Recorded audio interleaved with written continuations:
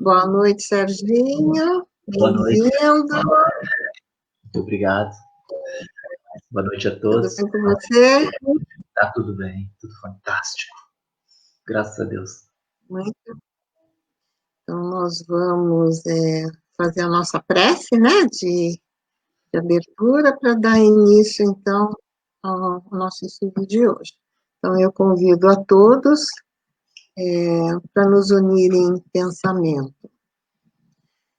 Então, rogando a presença do Mestre Jesus, radiante de luz, que nos envolve nesse momento a cada um de nós, que se acerca de cada um com seu amor, com a sua doçura, com as suas vibrações, que nos eleva, que nos aproxima do Cristo.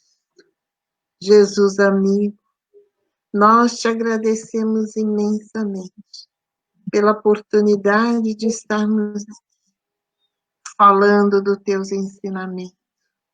Agradecemos a nossa mentora Joana de Ângeles pelo amparo, pela oportunidade, pela sua doçura e a inspiração que nos traz através do seu convite, dos seus ensinamentos da psicologia transpessoal, que é a ponte do eu com o divino.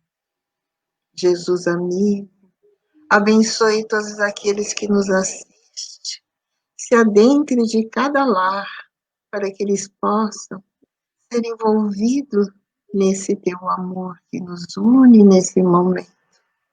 Envolva o nosso Sérgio Indaste na tua paz, no seu amor, e que na noite de hoje possamos ser amparados e intuídos por todos aqueles espíritos que estão se acercando de nós para um bom aproveitamento, para um bom estudo. E assim nós te agradecemos pela oportunidade. Nos guarde, nos abençoe hoje e sempre. Que assim seja. Que assim seja.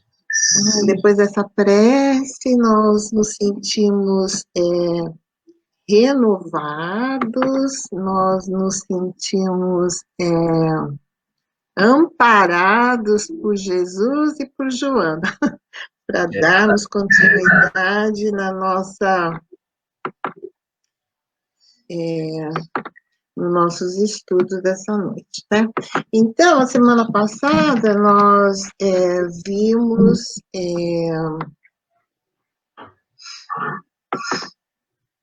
as duas reencarnações de Joana, né? Que foi a de Joana de Cusa, que reencarnou na época de Jesus, esposa de um funcionário de Herodes, e que morre queimada, né? Como cristã, ela é condenada e é presa e condenada, e ela morre ali dando testemunho dela. Depois vimos também Clara de Assis, né? Que foi uma das companheiras de Francisco de Assis, que ele forma a Ordem dos Franciscanos, e ela também forma a Ordem dos Franciscanos para as mulheres, né? Eles ali juntos constroem uma obra lindíssima, né? E hoje nós vamos ver Joana Inês de la Cruz. Então, quem foi Joana Inês de la Cruz?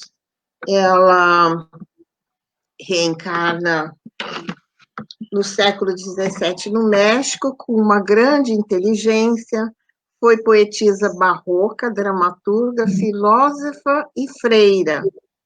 Desde cedo ela tinha interesse aos ensinamentos, aos aprendizados dos gregos antigos e da filosofia.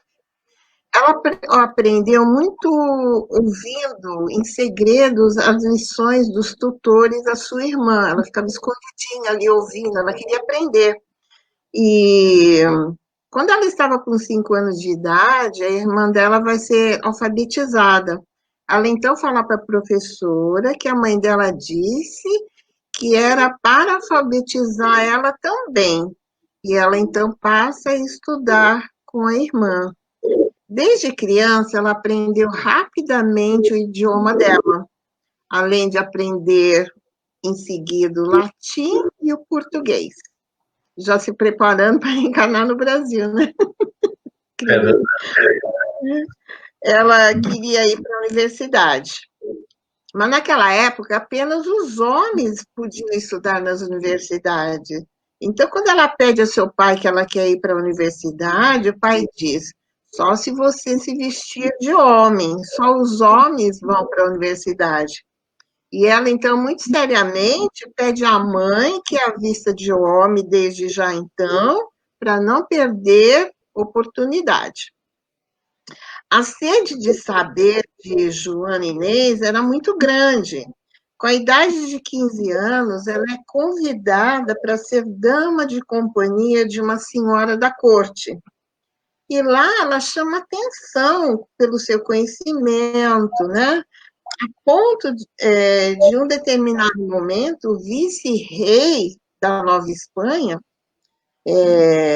contrata especialistas de todas as áreas, juristas, teologistas, filósofos, para entrevistar a menina de 15 anos sobre os mais diversos assuntos, onde ela ficou ali respondendo por horas as perguntas. E o seu conhecimento surpreendeu a todos. Então, ela acaba se enjoando da futilidade da corte e, aos 16 anos, ela vai procurar um convento, o convento das Carmelitas Descalças. Só que a rigidez das normas das Carmelitas faz com que ela adoeça e tenha que voltar para a corte. Mas depois ela acaba encontrando uma outra orde que é menos rígida, que é a Ordem de São Jerônimo da Conceição, e lá ela permanece por muitos anos. Lá ela tinha uma cela confortável, tinha livros, instrumentos musicais, instrumentos científicos, e lá ela vai desenvolvendo uma série de conhecimentos na astronomia, na música, na teologia, e ela passa a ser conhecida como a monja da biblioteca. Então, pessoas de toda a Europa passavam por ali para conversar com ela, para trocar ideias, e isso foi assim por muitos anos. Ela é uma das maiores poetisas da língua espanhola e também conhecida como a primeira feminista da língua portuguesa, da língua espanhola, desculpa. Ela e tem uma situação que passa mais ou menos nesse período, onde ela é convidada a fazer uma escrita sobre o sermão do padre Antônio Vieira. E ela, então, coloca o posicionamento dela, que é contrário àquelas coisas que o padre colocou. E o bispo de Puebla publica o trabalho dela, mas seguido de reprimendas, e onde ele diz assim: aconselha que ela se dedique mais às questões religiosas.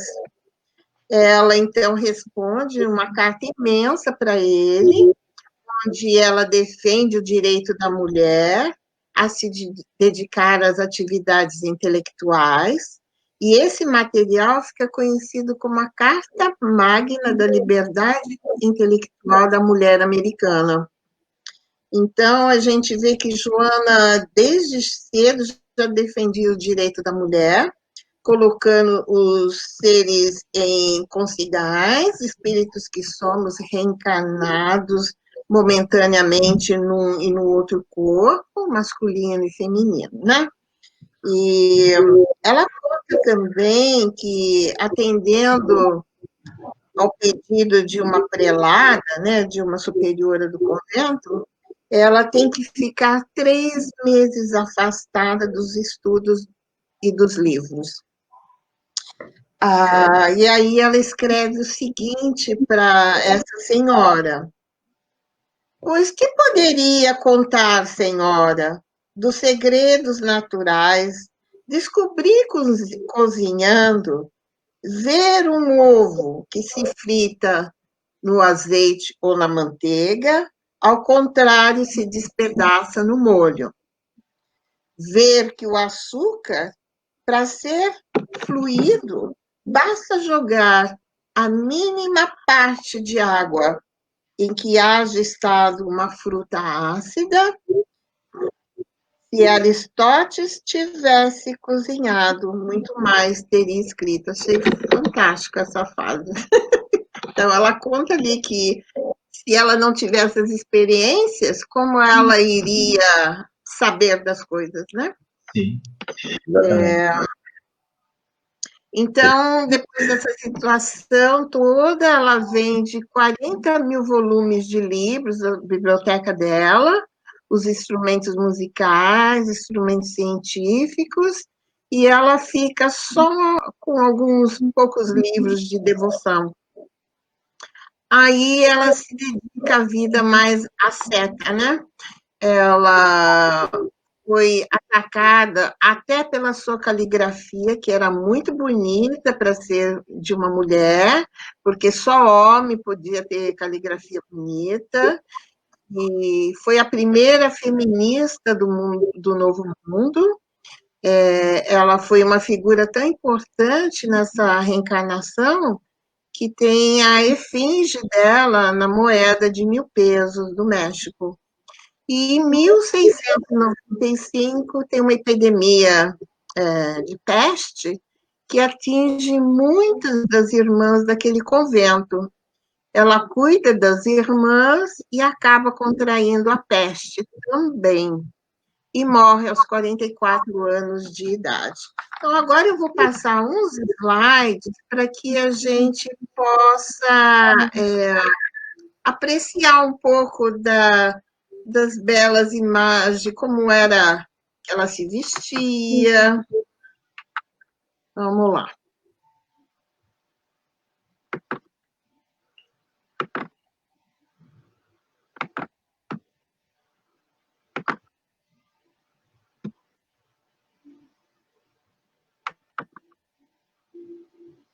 Então, aqui a gente vê a Joana, ela se escondia na capela da propriedade para ler os livros que ela pegava escondida na biblioteca da avó.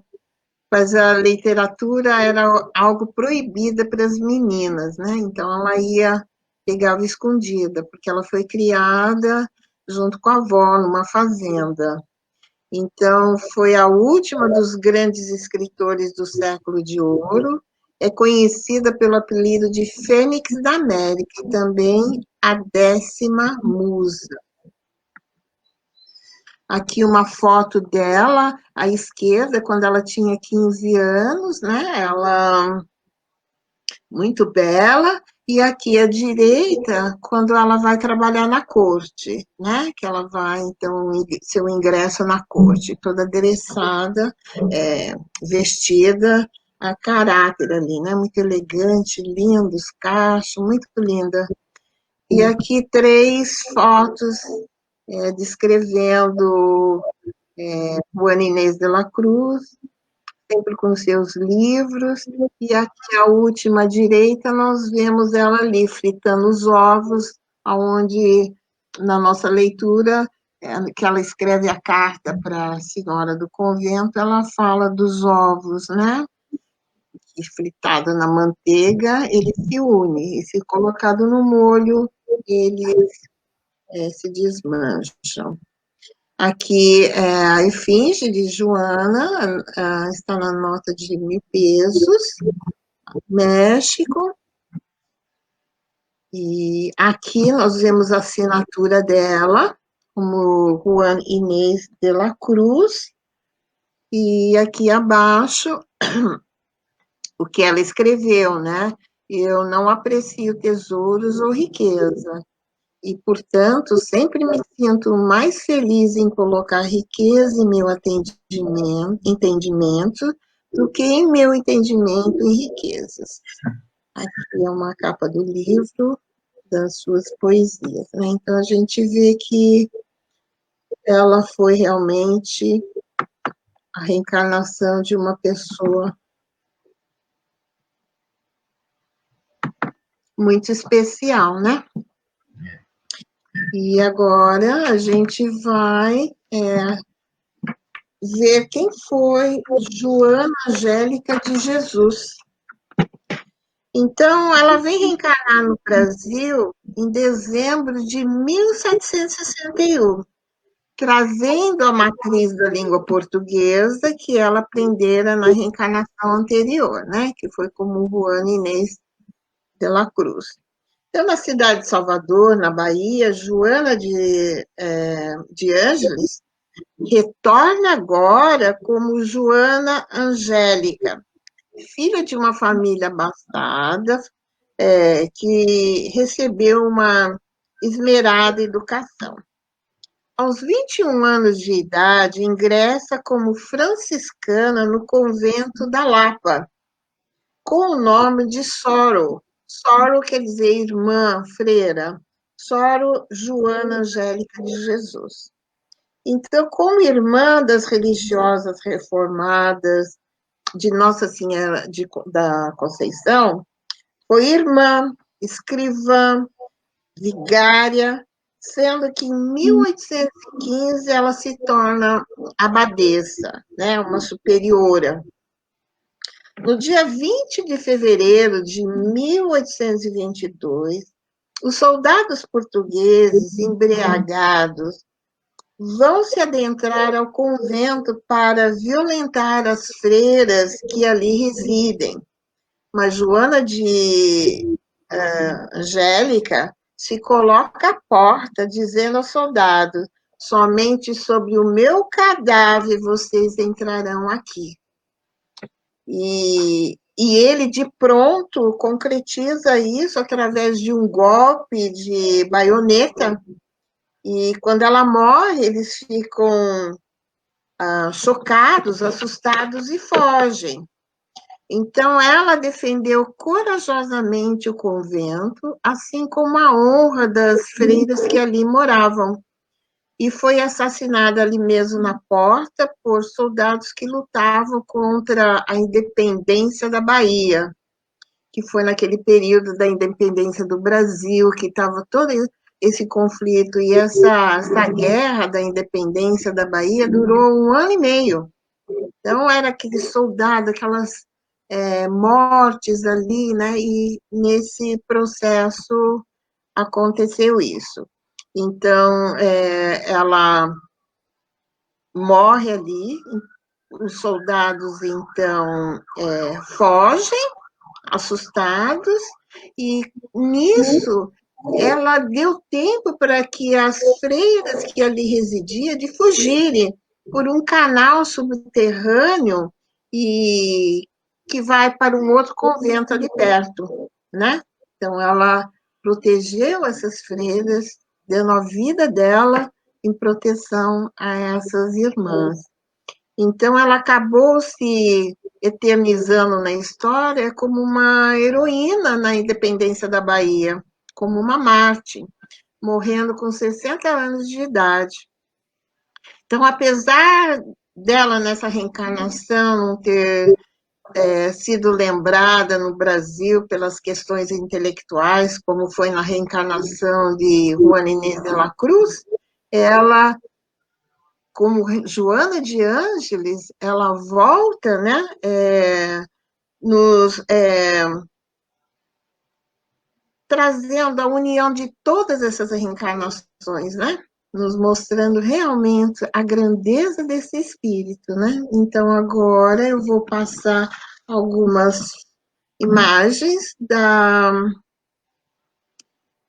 dela como Joana Angélica de Jesus.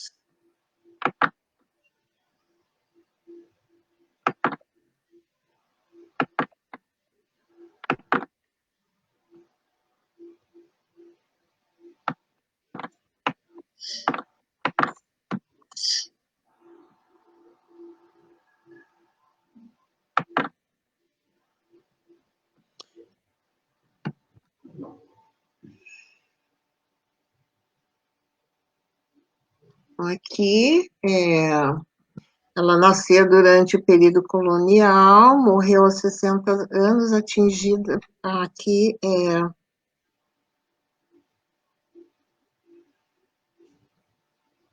a gente já leu, né? Agora aqui, a foto dela se colocando na porta do convento, impedindo os soldados de se adentrarem, e aqui uma cena da independência da Bahia, né? Foi um movimento muito cruel, né? Que as pessoas morriam mesmo, e tinha ali partidos, né, federalistas que também eram contra, então era uma guerra assim de partidos.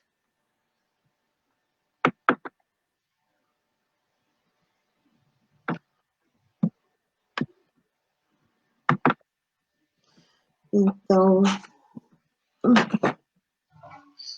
vamos agora, então, ver um pouquinho sobre Joana. Então, nós temos depois, na figura de Joana de Ângeles, mentora de Divaldo, a união dessas reencarnações. Joana de Ângeles, sua aparência, quando surge para Divaldo, é justamente com a feição de Juana Inês de la Cruz, segundo os relatos, com o hábito mais simples que ela usava naquela época, que é o hábito azul e branco, e ela tem uma aparência entre 50 e 55 anos.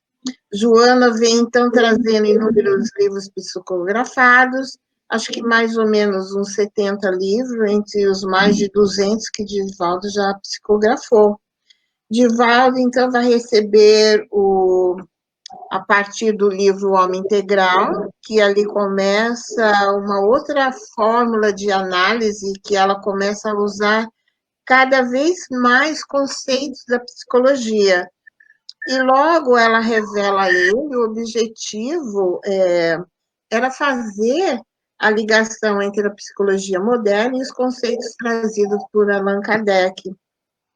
Divaldo várias vezes foi questionado por diversos psicólogos, psiquiatras, que diziam para ele com que autoridade Joana fazia isso, se ela não foi psicóloga em vida passada. Divaldo, então, fala com Joana, né? Parece aquela coisa, o filho vai reclamar para a mãe, ó, mãe, estou falando isso. O Divaldo fala com Joana sobre isso e ela responde, meu filho, você não sabe que o conhecimento vem daqui para aí? Então, realmente, né? Então, Joana, ela participa de um grupo de espíritos que preparam muitos pensadores, principalmente dentro da psicologia, para reencarnar. E quem são esses pensadores? O único que ela revelou é que ela participou do processo de reencarnatório de Carl Gustav Jung, que foi o grande pai da psicologia e foi companheiro de Freud. Então, não apenas ela preparou ele, como ela foi a primeira a puxar a orelha dele quando ele desencarna e volta para o plano espiritual. Porque ela diz que todos esses psicólogos, que quando eles retornam ao plano espiritual, eles fazem um apanhado de tudo aquilo que eles conseguiram realizar, o que é bastante coisa, mas também fazem um apanhado daqueles pontos que eles não alcançaram. Joana também integra a equipe do Espírito de Verdade, trazendo o Consolador Prometido, que é o Espiritismo. Então, ela participa também desse processo. E ela tem 2 capítulos no Evangelho segundo o Espiritismo. A Paciência, capítulo 9, item 7, e Dar-se-á aquele que tem, capítulo 18, dos itens 13 a 15. Ela estagia numa região muito bonita, próxima à crosta terrestre. Ela, então, planeja trazer para a Terra, reproduzir aqui dentro do possível um local mais ou menos semelhante região onde ela reside, e fazendo uma alusão à Casa do Caminho, aos primeiros cristãos. Aí é que surge a idealização do projeto que veio a construir a Missão do Caminho. E, para isso, ela pede o aval de Francisco de Assis. Ele propôs auxiliar, desde que naquela instituição jamais se negassem à caridade. Em 1947, eles começam a preparar toda a camada espiritual daquela região, para começar, então, a construção do local que é a Mansão do Caminho. Mas a construção espiritual, ela já existia há mais de 100 anos. Então, eles estavam materializando, vamos dizer assim, na Terra, aquele projeto, né? Então, Divaldo tem nos falado nas suas palestras que Francisco de Assis está se preparando para reencarnar, que ele reencarnará na Europa para trazer o cristianismo de volta, e Joana também está se preparando para reencarnar. E ela teria uma missão junto à psicologia e junto ao espiritismo, e de fazer uma ponte da psicologia transpessoal com a psicologia acadêmica. Então, é isso que eu tenho para apresentar hoje sobre Joana, esse espírito de uma espiritualidade que a gente realmente não tem noção, né? O amor dela, o carinho, a dedicação dela, realmente prova que esse espírito é realmente a semelhança Francisco de Assis, Joana de Ângeles, né? Bezerra de Menezes. Então, são espíritos que já conquistaram essa maravilha, né? E nós, então, temos muitos exemplos para seguir, né, Sérgio? É verdade. Eu deixo a palavra para você e vamos então apreciar o Sérgio com o tema da sua palestra hoje. Então, o tema de hoje, vamos falar sobre os mecanismos de fuga do ego. Nossa, é um tema interessante, muito interessante, porque diz respeito a todos nós, seres humanos, não é? Estamos na matéria, né, no plano físico ainda. E mesmo depois, quando voltarmos ao plano não físico, ao mundo espiritual, né, nossa origem, nós vamos, como a Ângela falou, fazer uma avaliação do nosso processo. É inevitável, né? O espírito faz sempre uma avaliação. Então, o tema de hoje, vamos começar, antes de falar sobre os mecanismos, só vamos esclarecer que sempre quando nós falamos sobre ego, self, e adentramos nesse mundo, estamos a falar de nós, das estruturas psicológicas nossas, né?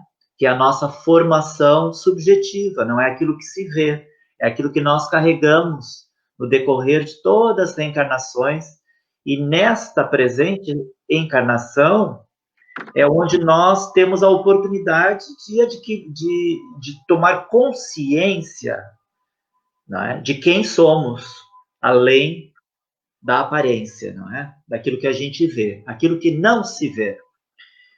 Então, tudo isso quer dizer o quê? Que nós estamos a fazer uma viagem interior, né? E neste tempo de pandemia, excelente, né? Fazermos viagens interior, porque viajar exteriormente não é o momento mesmo. Então, tudo tem várias razões, né, e motivos, nada é por acaso. E nessa viagem interior, nós falamos do quê? Do autodescobrimento. Houve um tempo que o ser humano, né, no século XVI, como a gente viu, século XV, saía para o descobrimento dos continentes, do novo mundo, né? Mas existe um mundo que o ser humano ainda não descobriu, que é o mundo interior, dentro de nós, que é onde está tudo aquilo que nós vemos existe dentro de nós antes. Mas nós não sabemos, porque a cultura, a civilização não ainda não educa o ser humano para conhecer-se a si, salvo em alguns casos, né?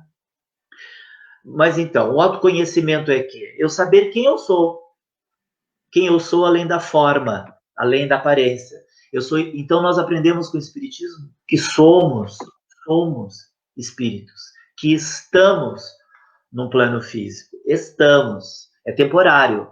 A nossa natureza espiritual, uma vez que nós fomos criados, ela é eterna. E essa natureza, ela adquire em cada experiência física uma oportunidade de auto-iluminarmos, ou seja, sairmos da escuridão, que é a sombra, que nós vamos falar sobre isso, e entrarmos na luz interior, que é o quê? É adquirirmos a consciência da nossa imagem e semelhança de Deus. Como Deus é a fonte suprema da luz, com seus vários canais, cuja Jesus é para nós o nosso modelo a seguir da luz. Ou seja, quando nós falamos luz, nós falamos o quê? De um ser planificado, consciência pura, consciência de si, livre da expressão física do ego. Mesmo que estagiando na expressão física do ego, não deixou-se envolver pela sombra coletiva da humanidade, nem a si próprio, nem a própria sombra. Então vamos lá. Embarcar nessa viagem interior fantástica, fascinante. Todo ser humano sofre a ação da dualidade. Por que sofre? Porque nós vemos em tudo a dualidade, não é? Luz e sombra, amor e ódio, o amor e medo, a concepção hebraico, judaico-cristã, Deus e o demônio, que nós no Espiritismo não entendemos a natureza maléfica, não é? Nós sabemos que só existe Deus, a fonte suprema, e qualquer coisa que não seja de expressão de Deus, obviamente é a sombra, no caso, é a ignorância de quem somos, não é? Que faz com que a sombra prevaleça. Quando nós falamos quem somos, é muito importante dizer que saber quem eu sou é uma experiência gradual, porque tem a ver com a nossa consciência. É um despertar gradual de si próprio. E nós vamos refletir sobre onde é que está esse si próprio, onde é que se manifesta esse si que eu sou, esse ser que eu sou. Então, nessa dualidade, o ser humano apresenta, o ser humano, nós, espíritos imortais, momentaneamente no plano físico, nós assumimos a personalidade. Então, a definição de ego, existe várias definições de ego, de acordo com a corrente psicológica, com a corrente filosófica, mais psicológica, não é? Nós diríamos que há vários conceitos de ego. Mas vamos simplificar. O ego é a identidade do ser enquanto pessoa, enquanto ser físico. Muito bem. Então, o eu que nós dizemos, quando eu digo eu, Sérgio, eu não estou falando do Sérgio espírito. Normalmente eu falo do Sérgio que tem títulos físicos. Eu, Sérgio, brasileiro, cidadão português, cabeleireiro, etc. e tal. Tudo isso não diz respeito a quem eu sou, self.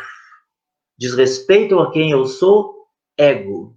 E de acordo com a minha posição social, com a ideia, a autoimagem, porque o ego é uma autoimagem criada através da experiência física, de acordo com essa experiência, eu posso ter uma noção sobre mim, vamos dizer assim, que não corresponde à imagem que os outros fazem de mim.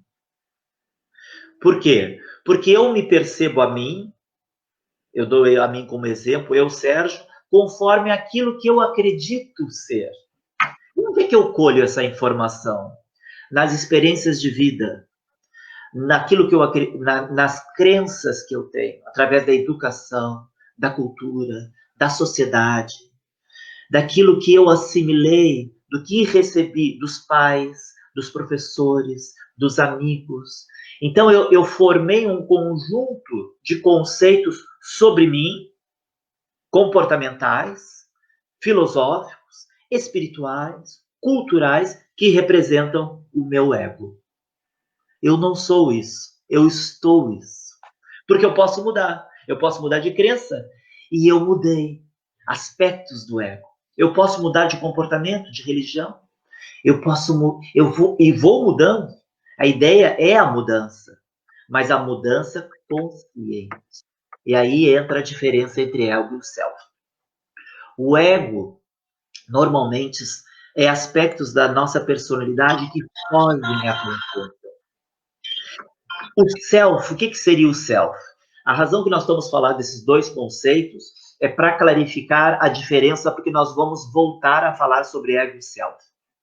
O self é o espírito imortal, a essência, o não físico, a parte subjetiva, milenar. E não só, é o vir a ser. O espírito é o terreno espiritual cujas sementes latentes estão à espera de, de germinarem. Então, nós somos espíritos. É o self. Nós temos em nós a potencialidade do anjo. Porque nós estamos em jornada a caminho de uma evolução eterna. Vejamos bem. Nós, uma vez criados, não temos fim. Não há um projeto conclusivo sobre a nossa jornada encarnatória através das reencarnações. Porque se nós vemos astronomicamente, já se sabe hoje que o universo é infinito, tanto quanto se sabe. E quem é que povoa esse universo? Os espíritos.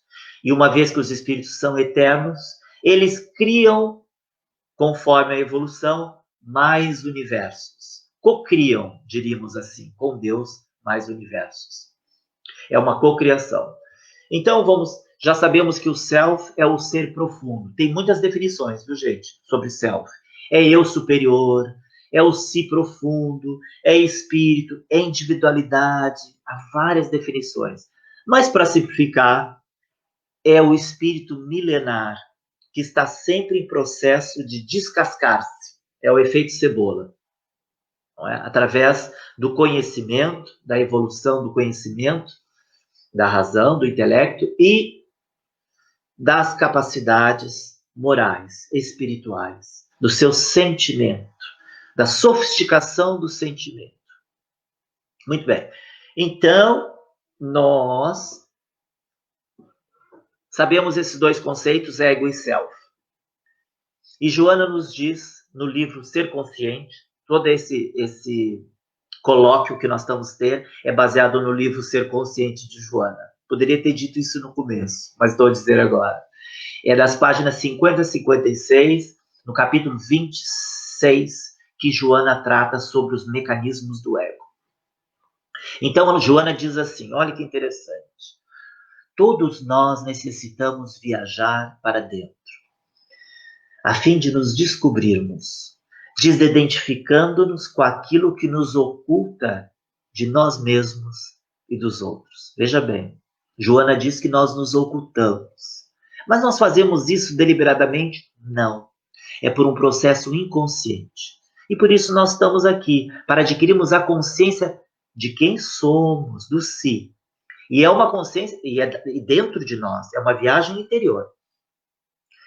Então, Joana diz que retraídos, quando nós não sabemos quem somos, estamos sempre a defender coisa nenhuma.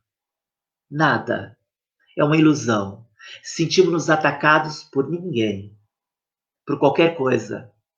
E nessa inconsciência, que é a nossa sombra, por não sabermos quem somos, vivemos na sociedade, e vemos muito bem isso individualmente e coletivamente, uma luta do ser humano para com o ser humano, porque ele não conhece quem ele é.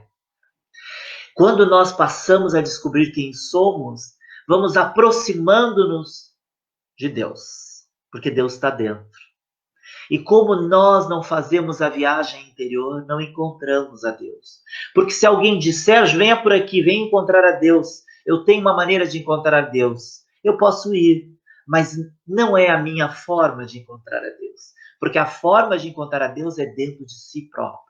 Claro que a pessoa vai ter as experiências de vida, ela vai estudar, mas ela vai ter que praticar a interiorização. E é aí que muita gente não consegue. A solidão. Converter os momentos de solidão em encontros com Deus.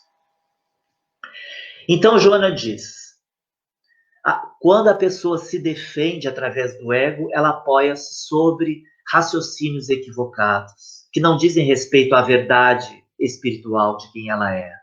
Então, facilmente ela se deixa levar por emoções que não representam emoções elevadas do self, que é essa busca desse encontro.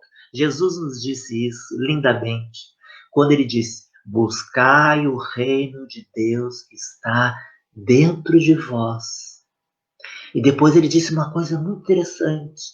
Ele disse, e toda a sua justiça. Por que ele comparou a busca do reino de Deus à justiça? E Jesus não diz, olha, encontrai o reino de Deus e deixai-me em paz. Não, ele não disse, ele disse buscai. Ele usou o verbo buscar, ele não disse encontrai. Porque encontrar, encontrou, pronto, está tudo resolvido, já encontrei o reino de Deus.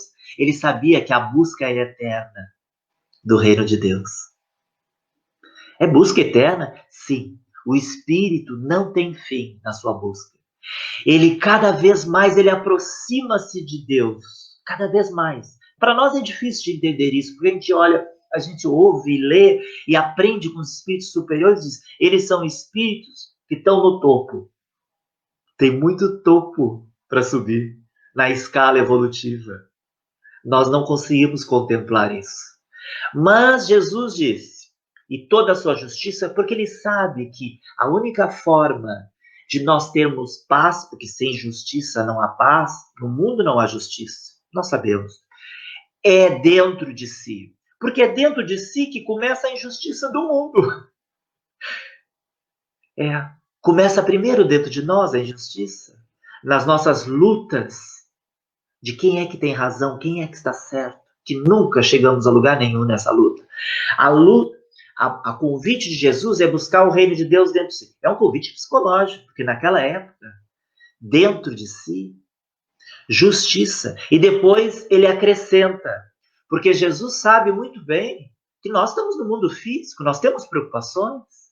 E essas preocupações, quando nós não temos condições de interpretá-las de maneira positiva, nós podemos ficar desequilibrados, porque damos imensa importância à sobrevivência, ao dinheiro, às finanças. Então Jesus, sabendo, ele disse, buscai o reino de Deus dentro de vós e toda a sua justiça. Ou seja, vocês vão se acalmar, porque dentro de vós vai ter justiça, vai ter paz.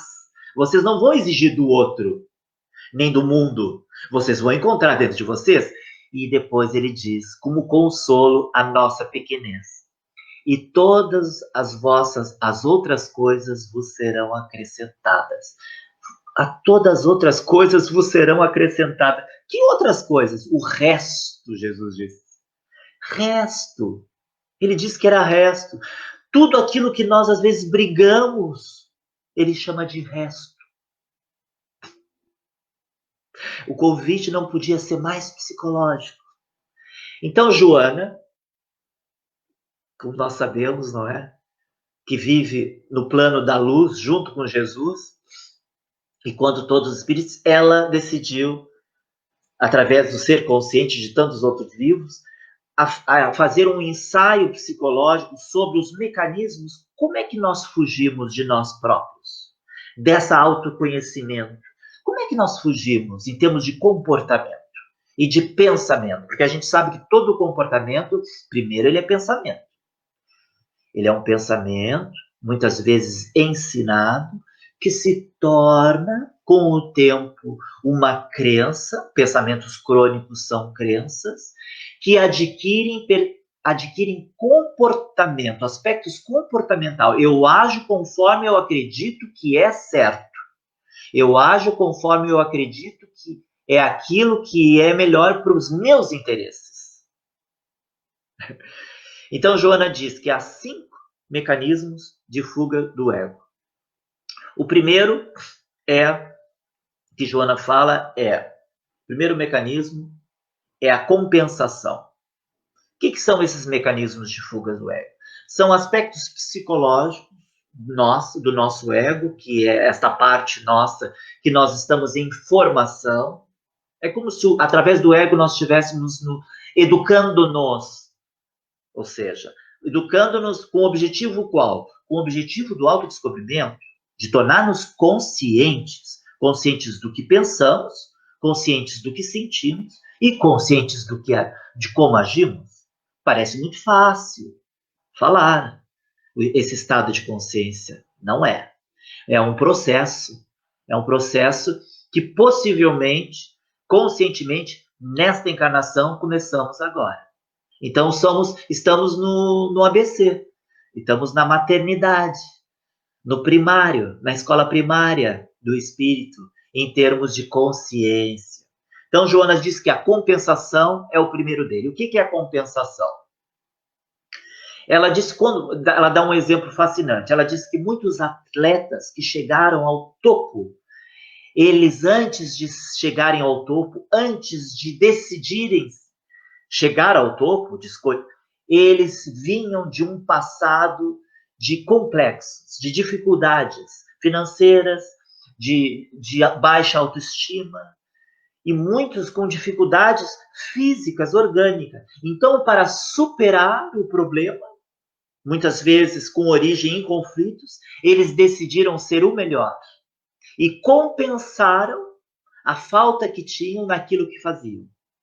Isso assume na nossa sociedade uma dimensão incrível, porque muitos buscam compensar e não conseguem, porque vão tentar compensar no mundo exterior, na profissão, na beleza, na postura, na posição social, e não conseguem. Mas Joana diz que esse é um mecanismo do ego. É uma forma do ser humano, do espírito, enquanto está no mundo físico, tentar encontrar a sua identidade de superação. Mas é uma fuga, é um mecanismo de fuga que não propõe o autoencontro ainda. Então, por exemplo, Joana dá um outro exemplo para nós entendermos bem esse mecanismo.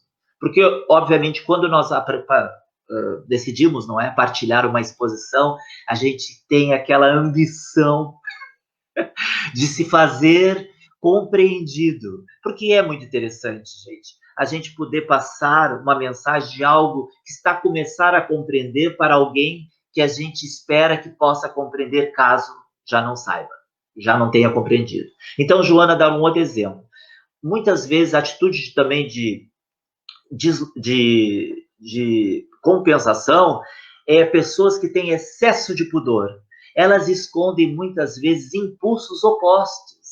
Elas cobram dos outros um excesso de pudor, um puritanismo que elas não conseguem, na sua consciência, sabem que não conseguem, porque têm vontades diferentes àquelas que apresentam socialmente. Então, o ego, ele compensa, ele busca no excesso aquilo que falta na essência. Mas como o ego ainda não é a parte consciente, é a nossa parte ainda inconsciente, a busca por vezes continua. Então, desse modo, Joana diz, as atitudes exageradas em qualquer área camuflam desejos inconscientes opostos. Então, fazemos aqui um parênteses e falamos sobre consciência, inconsciência e subconsciência. Há várias vertentes, várias definições sobre isso.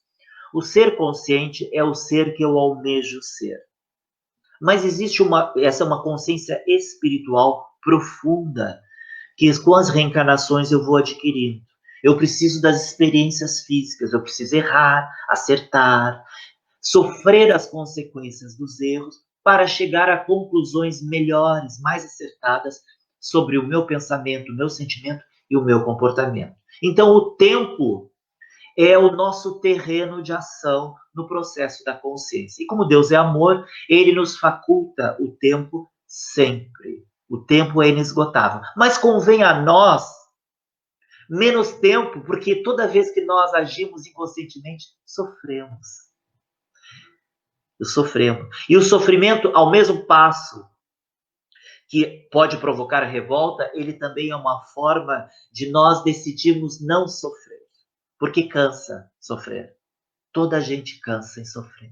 E chega uma hora que nós queremos uma outra maneira de evolução sem ser o sofrimento. E a outra maneira é o amor. Mas para amar eu preciso saber. Eu preciso saber o que me impede de amar. Quais os obstáculos que eu tenho em mim. O que é falso? O que é verdadeiro? Para mim. Porque eu sou responsável pelo que eu sinto. Muito bem. Então, a consciência também existe a consciência daquilo que eu digo, que eu faço. Mas existe algo chamado subconsciente. Segundo Sigmund Freud, segundo Carl Gustav Jung, Sigmund Freud, que foi o pai da psicanálise. Agora vamos fazer aqui um teste de humildade. Segundo Sigmund Freud, 5 ou 10% de nós, de nosso comportamento, de nossos pensamentos, é consciente. 90, 95 é subconsciente. Ou seja, o que isso quer dizer? Quer dizer que eu ajo muitas vezes, eu não quero fazer e faço, eu não quero dizer e digo? É. Só depois é que eu percebo.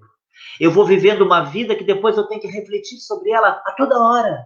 Parece que eu sou dois. Eu falo, faço, depois eu me recolho e digo, o que eu falei, o que eu pensei, o que eu senti. Essa é a vida de todos nós. E algumas coisas nós não conseguimos mudar. Nós sabemos que não é certo, mas nós não conseguimos. Então o ego trata de criar mecanismos de fuga para que a gente possa conviver com as nossas imperfeições. E nós utilizamos quem como arma de arremesso? O próximo, o outro, aquele que está conosco. É ele que tem culpa.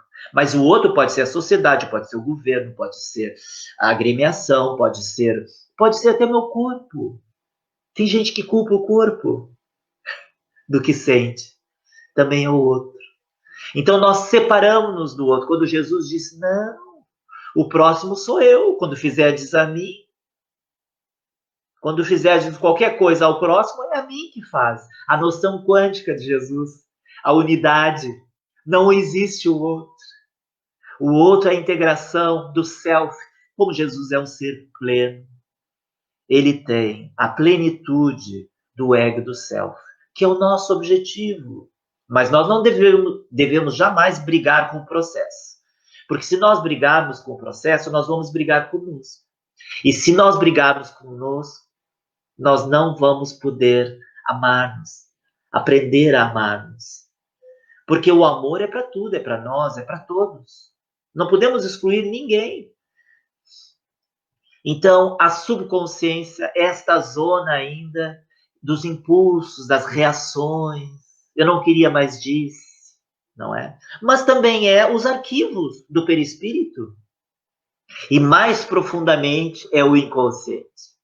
É a zona onde está o arquivo profundo que nós sabemos que encontra-se no perispírito. Mas a psicologia trata como inconsciente. E é muito importante entendermos, porque graças às ciências em geral, é que nós percebemos melhor a funcionalidade da vida. Como é que funciona esta vida física, não é?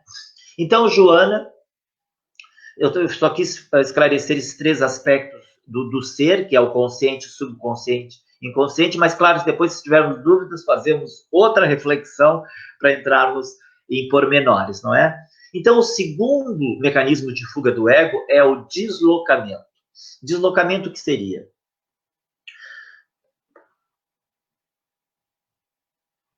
Desculpa. O deslocamento é um processo inconsciente que busca camuflar os significados perturbadores da vida, diz Joana. Ou seja, situações e pessoas que nos fizeram sofrer ou nos fazem ainda sofrer. Então, todos nós temos conflitos interiores que nós vivemos. Alguns são demasiados para nós e nós não conseguimos conviver com eles. Eles estão no arquivo subconsciente, mas eles emergem no nosso comportamento a toda hora, emergem na nossa atitude. Então, o que nós fazemos? Quando essas emoções são negativas e não são digeridas, elas são depositadas dentro de nós, no perispírito, como nós sabemos, mas a psicologia chama de subconsciente, que é a zona que tem situação no cérebro, na parte do cerebelo. Já foi detectado, inclusive, pelos neurocientistas, onde está o subconsciente.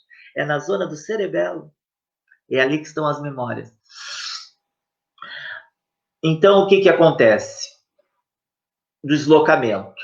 Como nós não temos a coragem, o ego não nos permite, não é? O nosso desenvolvimento evolutivo não nos permite ter consciência, nós, às vezes, não temos a coragem de assumir, porque não temos a consciência, não podemos ter a coragem sem a consciência. Então, nós deslocamos aquilo que sentimos para alguém ou para alguma coisa. E Joana dá o exemplo das galeras romanas, em que as pessoas iam e vibravam pela morte dos cristãos, pela morte. Elas estavam deslocarem-se as suas mazelas para aqueles que sofriam e vibravam com o sofrimento alheio. Na verdade, eram elas que eram sofridas e utilizavam o outro como uma forma de tentarem deslocarem as suas emoções negativas, mas não conseguia, porque vejam bem, gente, nenhum desses mecanismos do ego, eles funcionam a nível perene. O que quer dizer isso? Não é um caminho. É a encruzilhada em que muitas vezes nós nos encontramos para a mudança, porque tudo isso causa sofrimento, como diz Buda. Mas nós aprendemos com o sofrimento. Quando aprendemos? Nós aprendemos com o sofrimento. No sofrimento há uma possibilidade grande de eu aprender, se eu quiser. Mas para isso eu tenho que querer. Nem sempre eu quero, nem sempre eu tenho condições. Porque os níveis que nós estagiamos são diferentes de um para outro. E os mecanismos do ego, há uma infantilidade ao pensarmos que com eles nós vamos enganar a dor, enganar o sofrimento. Não podemos, porque a vida física sempre nos coloca diante do outro, do próximo. E o outro é o nosso espelho. Ele é nosso espelho. Então, para nós amarmos o outro, nós temos que amarmos a nós e vice-versa. Não dá para fazer uma via só, não é uma estrada de uma via. É duas vias constantes. Então, ter o outro sempre no nosso caminho, por vezes a gente foge, mas encontra um outro parecido com aquele outro. Aí foge daquele e encontra um outro parecido. Por que as pessoas são tão parecidas? E outras lembram aquelas pessoas mais difíceis no nosso lar. É que a gente vai encontrar e conviver, por vezes, com pessoas que são tão parecidas com o nosso pai, com aspectos do nosso pai ou do nosso irmão mais difícil. E aí já não suporta que falando, ele lembra a minha irmã. Mas são as leis, não é? Toda essa transformação nossa cria a aura, cria o ambiente vibratório, energético, que é a exteriorização do nosso ambiente psíquico, dessa elaboração que nós estamos fazendo entre o ego e o self. É autodescoberta. Isso cria uma energia que está além do tempo e espaço. É uma vibração pessoal que, por afinidade, atrai outros para o nosso ciclo evolutivo, de acordo com o nosso trabalho interior. Portanto, esse trabalho que nós estamos fazendo de conversar sobre o ego é uma conversa de despertar para si próprio, não é? Para quem somos. Então, Joana fala que o deslocamento é tentar enganar-se a si através de algo que condena nos outros. Então, muitas vezes, a raiz desse deslocamento é no lar.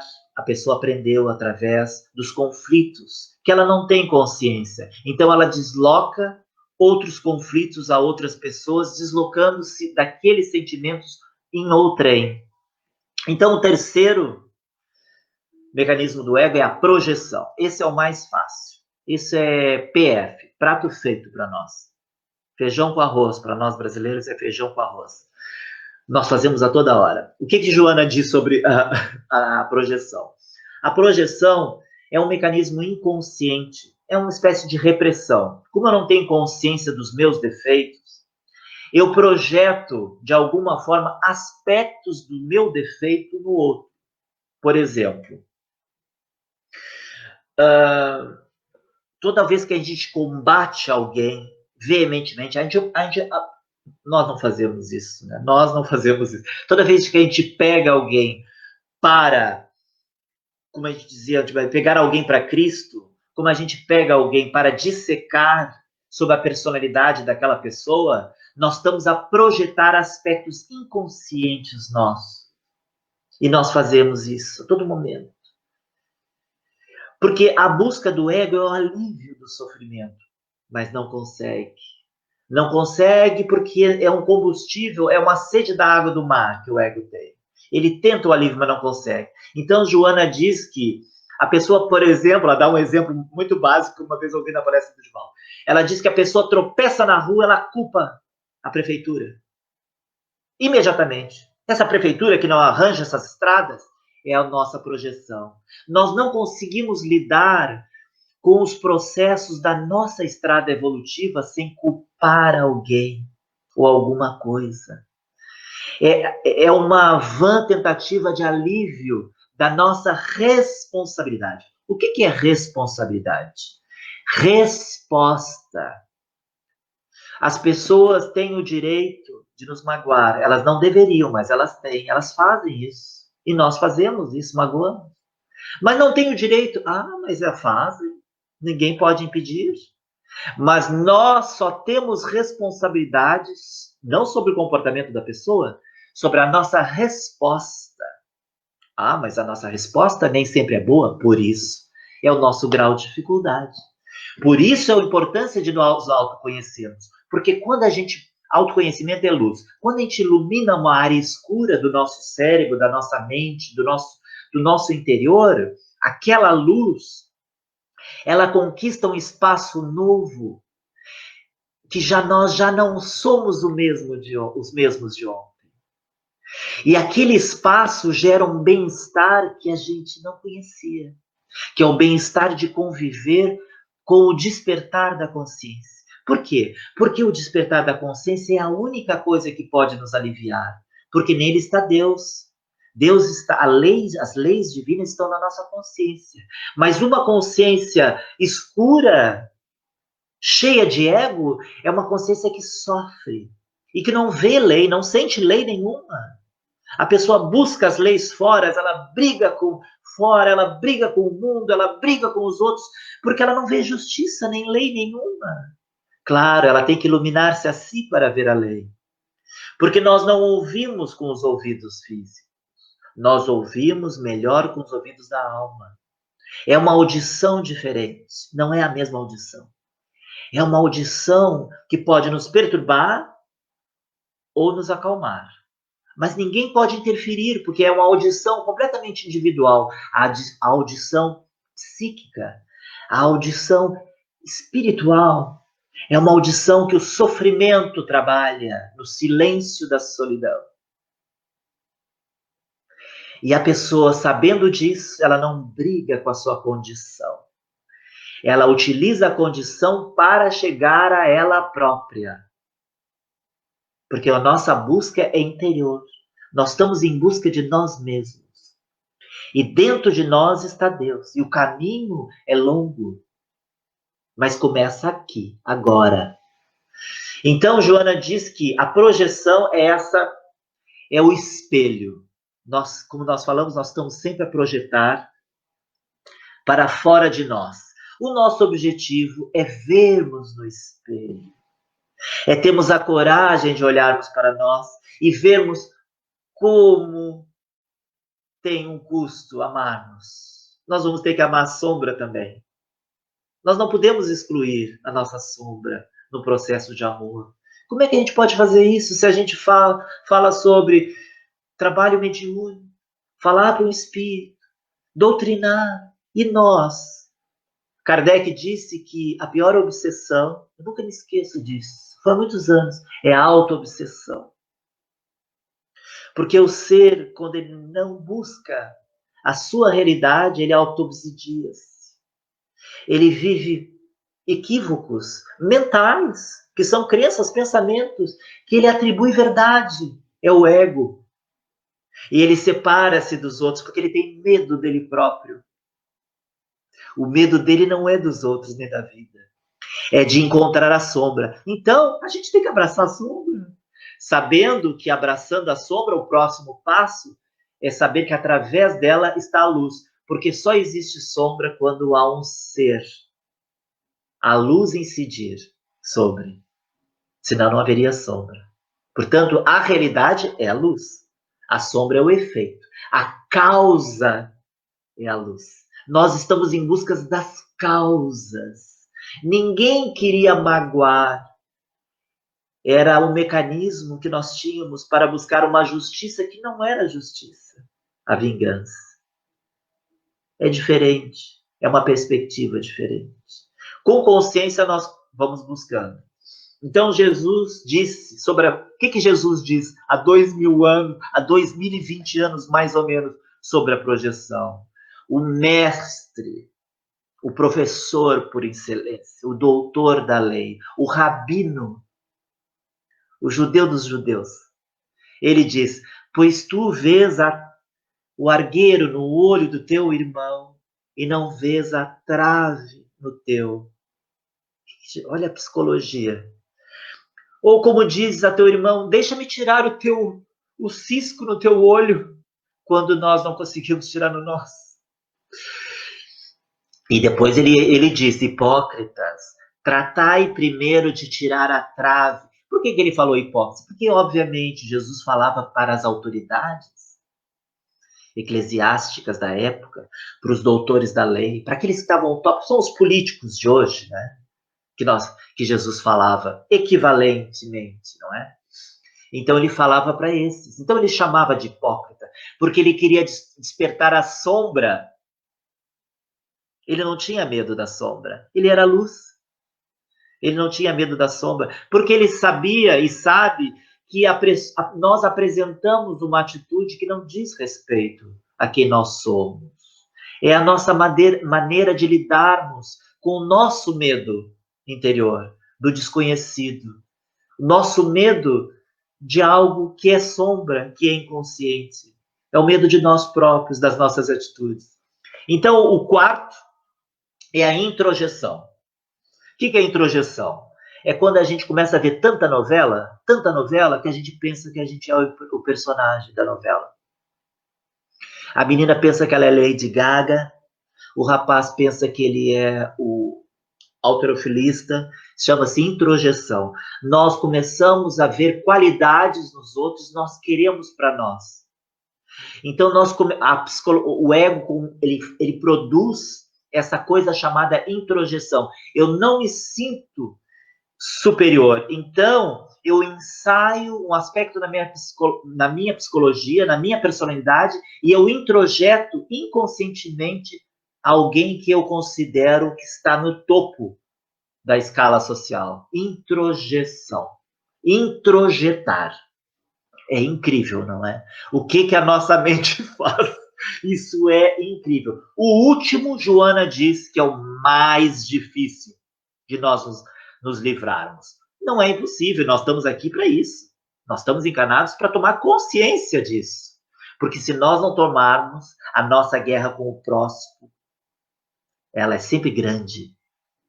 Porque nós usamos o próximo como maneira de justificarmos a nossa infelicidade, o nosso desapontamento, as nossas mágoas, os nossos ressentimentos. É o ego que faz isso. É a parte inconsciente. Nós somos vítimas de nós próprios, desse mecanismo. Então, Joana diz que a racionalização. E o que é? Então, Joana diz assim, racionalização é o mecanismo de fuga de maior gravidade do ego, por buscar justificar o erro mediante aparentes motivos justos. Ou seja, a pessoa busca justificar o seu próprio comportamento, sabendo que não é o comportamento que ela, na sua consciência interior, sabe que é correto, e tenta degenerar o senso crítico, justificando por que faz. As pessoas dizem, você fuma? Sim, fumo, mas eu só fumo um cigarrinho de vez em quando. A pessoa não diz assim, não, fumar é péssimo e eu continuo a fumar aquele cigarrinho de vez em quando. Não, a pessoa não diz isso. Ela diz, não, mas não faz mal, o meu corpo se livra dele facilmente. Ela justifica o porquê que faz. É difícil dar muitos exemplos, né? Mas a racionalização, como ela está ligada com o intelecto, e se nós somos pessoas muito dotados intelectualmente, nós criamos um processo de racionalização muito sofisticado e não percebemos. Então, Joana chama tudo isso, todo esse mecanismo de morbidez. Morbidez. É uma morbidez que ela diz que deve ser liberada do indivíduo. Esses mecanismos. Nós devemos ter consciência. Nós viemos aqui para adquirir consciência sobre esses mecanismos do ego, que representa, que está na nossa atitude, está no nosso pensar e está no nosso sentir. Uma vez eu ouvi uma palestra de Valder dizendo, tudo que é mágoa, ressentimento, lixo moral, lixo mental, lixo moral, lixo emocional, não é do self. Não é do self. Porque a conquista do self, ela passa pelo ego. E se a gente ignora que tem dentro de nós conflitos, guerras, a gente não resolve. Nós temos que ser corajosos para enfrentarmos, porque é o umbral psíquico da nossa existência, o ego. Mas ele é necessário, porque ele nos coloca em função, em realidade, com aquilo que nós queremos esconder. Mas não nos dá paz, porque a gente projeta no outro. E se nós tivermos coragem para identificarmos em nós, é como Saulo de Tarso falava, Paulo de Tarso, o bom combate. Quando nós fazemos o bom combate, não há mais ninguém a combater. É um processo. É um processo e nós não devemos nunca julgar o processo. Nunca julgarmos o processo. Porque julgar o processo é julgarmos a nós. E Deus não nos julga. Deus é amor. Ele nos dá inúmeras reencarnações porque sabe que esse é o processo que nós chegamos, que a reencarnação é um processo, e dentro dela, dentro de cada encarnação, há vários processos, mini processos, não é? E veja bem, é maravilhosa a vida, porque a gente vai envelhecendo e nem percebe, até que quando vê, já está velho. Imagina se a gente acordasse, de repente dormisse com 20 e acordasse com 80. Que impacto que seria, que trauma. Mas Deus é tão amoroso que ele nos dá um processo físico para nós descobrirmos na mudança de cada etapa os seus valores. Porque o que interessa nesse processo físico é aquilo que nós precisamos mais vezes, reencarnações, que é o self. Encontrar o autodescobrimento. Isso leva mais tempo. Pronto, eu acho que era isso mais ou menos que eu queria falar.